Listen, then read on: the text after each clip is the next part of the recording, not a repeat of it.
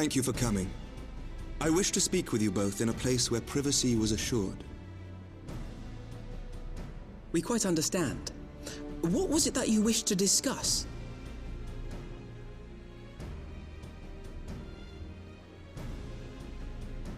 With my father's passing, the seat of the Archbishop lies vacant.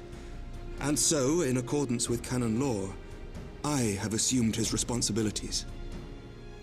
I should stress that this is a temporary measure.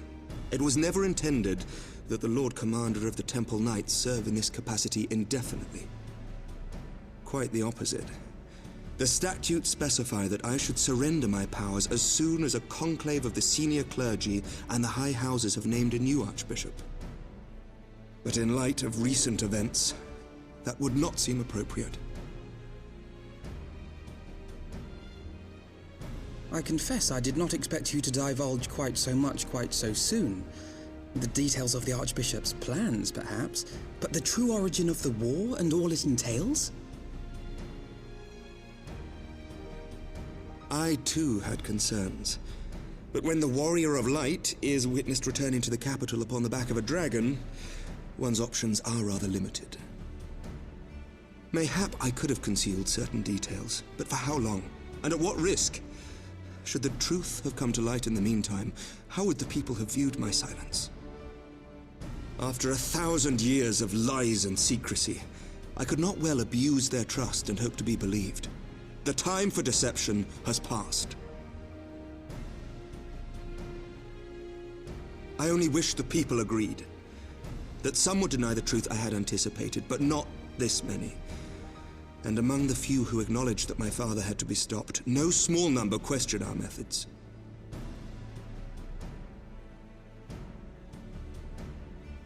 If they suspect a coup, it will not be long before some turn to violence. It has already begun, and that on both sides. Men and women of the cloth are being harassed in the streets. Some have even been assaulted in the broom. Hilda and her people have formed a watch to help us maintain order, but such measures will not prevent the unrest from spreading. For all our talk of peace, the people remain frightened and confused. For their sake, we must bring the Dragonsong War to a definitive end.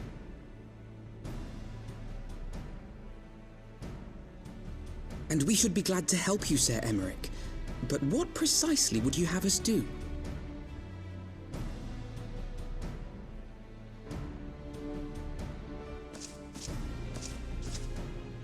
We wish to treat with the dragons of Annex Shrine. To that end, I would trouble you for an escort and an introduction.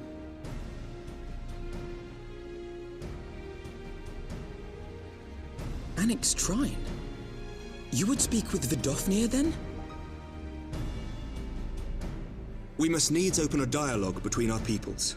Acting as my representative, Lucia will extend an invitation to their leader, that she might visit us here in Ishgard. Were she still with us, I would of course have beseeched Isel's assistance in this matter. But as she is not, I must ask that you aid us in her stead. Will you do us this favor?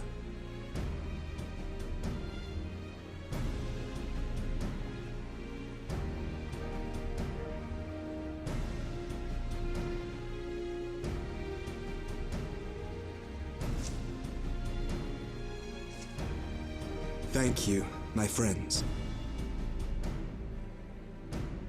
Lucia, I leave the rest to you.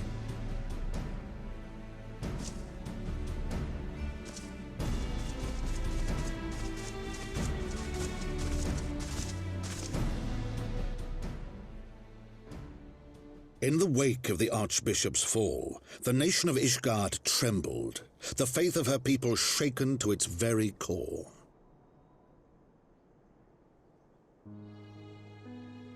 For 1,000 years had they fought and died, certain of the justice of their cause, only to be told that their holy war was born of the sins of their forefathers. What then for those brave men and women, thus stripped of their righteousness but to despair, to deny the truth and decry its speakers?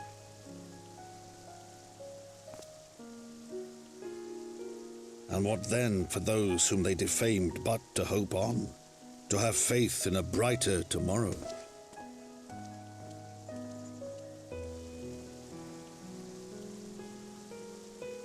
A tomorrow in which man and dragon might live together in harmony, then as distant as the very stars in the heavens.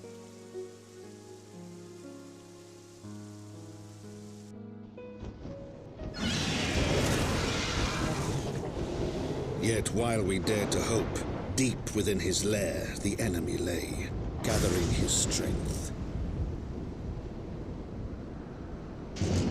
Nidhogg, now possessed of his 2 eyes and the body of the Azure Dragoon, prizes to which he had laid claim at the very hour of the hero's triumph.